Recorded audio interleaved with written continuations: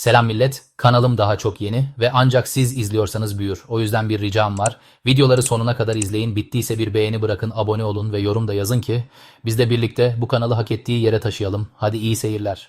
2024 yılının son günlerinde Polonya'nın Krakow şehrinde bir hastanenin yoğun bakım ünitesi gece yarısının sessizliğine gömülmüştü. Ama o gece tıp tarihini değiştirecek bir kayıt alındı. 36 yaşındaki bir kadın birkaç gündür nörolojik gözetim altındaydı. Durumu ciddiydi. Saat 03.26'da. Kalbi durdu. Tüm monitörler düz çizgiye geçti. Hemşireler ve doktorlar ölümünü kayda geçti. Ama yatak başındaki EEG cihazı hala çalışıyordu. Ve cihaz sustu sandığımız beynin hala konuştuğunu gösteriyordu. Üstelik bu birkaç saniyelik bir son çırpınış değildi. Beyin tam 40 dakika boyunca yüksek frekanslı elektriksel aktivite üretiyordu. Saat 3.25'te alarmlar çalmaya başladı. Kalp durdu. Hemşireler hızla CPR yapmaya başladı. 3 dakika boyunca tüm standart kalp masajı protokolleri denendi ama sonuç alınamadı. Saat 03.26'da ölüm resmi olarak ilan edildi. Normalde tüm cihazlar kapatılır, EEG dahil. Ama bu hasta aynı zamanda bir nörolojik araştırma protokolüne dahildi.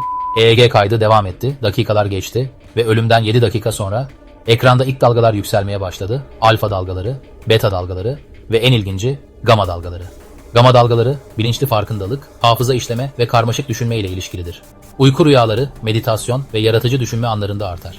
İlk akla gelen cihazın arızalanmış olabileceğiydi. Teknik ekip çağrıldı. Kablolar, sensörler, yazılım tek tek kontrol edildi. Sonuç, her şey düzgün çalışıyordu. Üstelik dalgalar düzensiz elektrik parazitleri gibi değil, ritmik ve organize bir yapıdaydı. Bazı doktorlar bu sadece beyin kapanırken ortaya çıkan rastgele ateşlenmeler dedi. Ama gamma dalgaları rastgele değildir. Bunlar beynin aktif bilgi işleme halinde olduğunu gösterir.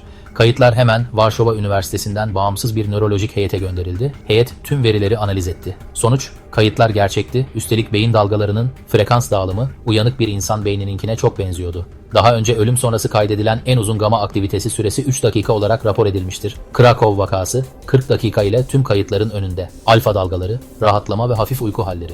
Beta dalgaları, dikkat ve odaklanma. Ama gamma dalgaları, bunlar beynin farklı bölgeleri arasında yüksek hızda bilgi entegrasyonu anlamına gelir. Gamma dalgaları beynin farkında olduğu anlarda görülür. Bir anıyı hatırlarken, yeni bir şey öğrenirken ya da bir rüya görürken. Bu da şu soruyu gündeme getirir. Kalbi durmuş bir insan 40 dakika boyunca neyi işliyor olabilir?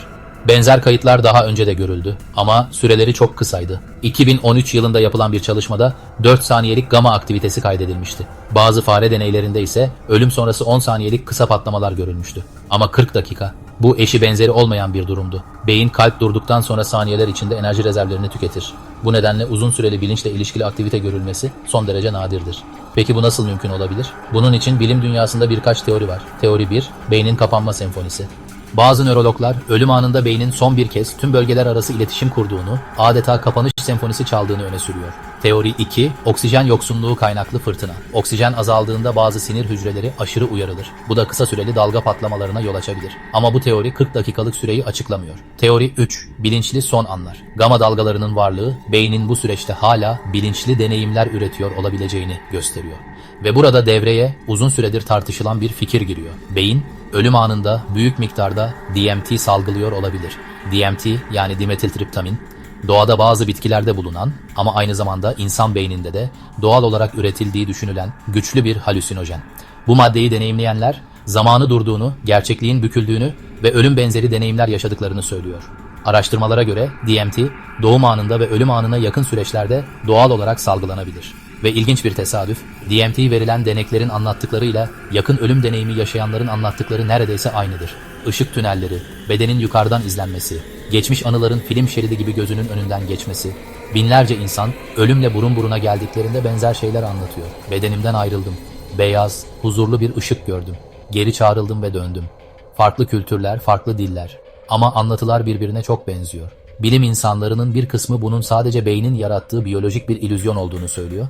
Ama bazı vakalar açıklamaları zorlaştırıyor. Kalbi durmuş bir hastanın gözleri kapalıyken odadaki cihazları milimetrik detaylarıyla tarif etmesi gibi. İşte burada daha radikal bir görüş devreye giriyor. Fizikçi Roger Penrose ve nörolog Stuart Hameroff'a göre bilinç, beynin fiziksel yapısından bağımsız, kuantum seviyede oluşuyor. Beyin bu bilinci işleyen bir alıcı gibi çalışıyor olabilir. Yani beyin durabilir, kalp susabilir ama bilinç başka bir formda devam edebilir. Kuantum bilinç teorisi, bilim dünyasında tartışmalı olsa da bazı nörolojik fenomenleri açıklamada alternatif bir model olarak görülüyor. Bir başka olasılık ise şu, ölüm anında beynin zaman algısı tamamen bozuluyor olabilir. Gama dalgaları gerçek zamanla birebir çalışmaz, bir saniye sonsuz gibi hissedilebilir. Belki de 40 dakikalık EEG kaydı kadının zihninde tek bir sahne olarak yaşandı. Belki o hala o ışıkta yürüyordur.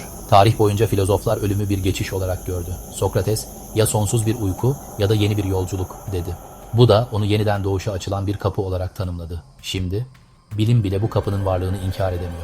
Polonya'da kaydedilen bu vaka ölümün tanımını yeniden yazmamıza neden olabilir. Artık kimse ölümden sonra hiçbir şey olmaz diyemiyor.